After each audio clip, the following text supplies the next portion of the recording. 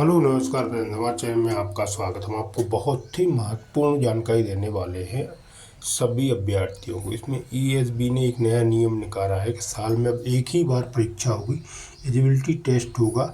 इसके बाद ही आप अन्य भर्तियों में शामिल हो सकेंगे। पहले आपको एलिजिबिलिटी टेस्ट क्वालिफाई करना होगा, फिर आप अन्य भर्ती के में शामिल हो सकेंगे, फिर उनके नियम के अनुसार भर्ती होंगी।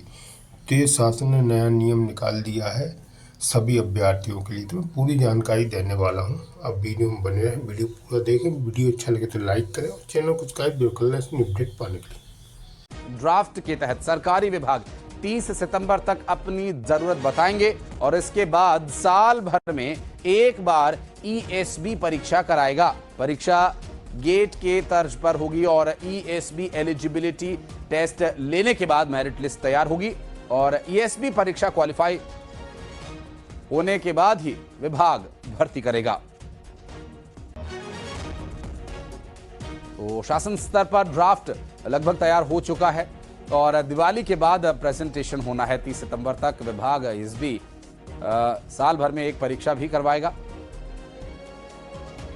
और प्रदेश सरकार में नौकरी भर्ती के नियमों में बड़े बदलाव की तैयारी है। बात करेंगे इस बदलाव की। क्या ड्राफ्ट में आधार बनाए गए हैं, क्या कुछ तैयारी है, प्रशासन क्या जानकारी दे रहा है इस संबंध में?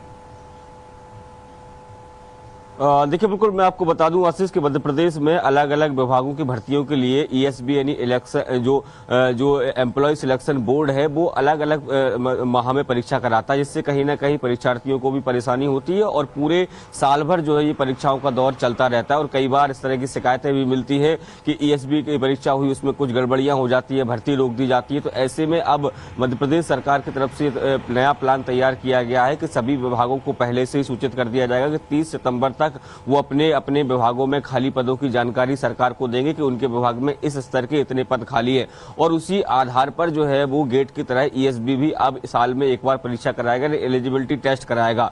और एलिजिबिलिटी टेस्ट जो लोग पास होंगे वही केवल परीक्षा में जो है वो पार्टिसिपेट कर पाएंगे। तो देखिए, जो ये एलिजिबिलिटी टेस्ट के पीछे कारण यही है कि तमाम तरह के जो आवेदक है वो आवेदन कर देते हैं, बाद में लंबी छटनी होती है, तमाम तरह के आरोप प्रत्यारोप लगते हैं। तो ऐसे में जब एलिजिबिलिटी आप टेस्ट पास किए होंगे तभी आप अन्य विभागों की परीक्षाओं में शामिल हो सकेंगे। हालांकि ये बात तय है कि जो अन्य विभाग की जो परीक्षाएं होंगी वो उनके मानकों के आधार पर ही होगी। ये एलिजिबिलिटी टेस्ट तो केवल इस बात के लिए होगा कि आपके सारे डॉक्यूमेंट्स वेरीफाई हो चुके हैं, आपके खिलाफ कोई क्रिमिनल केस नहीं है और साथ में ही जिस पद के लिए आप जा रहे हैं उसकी प्राथमिक जानकारी आपके पास है। क्योंकि देखिए, अलग अलग भर्तियां होती है, चाहे वो टीचर्स की भर्ती हो, पुलिस आरक्षक की भर्ती हो या अन्य विभागों में जो इंजीनियर की भर्ती होती है। तो उस आधार पर जब आप अलग अलग ग्रेड के लिए जाएंगे, अलग अलग ट्रेड के लिए जाएंगे तो फिर आपको एक अलग परीक्षा देनी होगी। लेकिन सबसे महत्वपूर्ण होगा एलिजिबिलिटी टेस्ट। अगर आपने एलिजिबिलिटी टेस्ट नहीं दिया है तो उस भर्ती परीक्षा में आप शामिल नहीं हो पाएंगे। तो देखिए, पूरा ड्राफ्ट जो है वो सरकार ने तैयार कर लिया है। माना यह जा रहा है कि दिवाली के बाद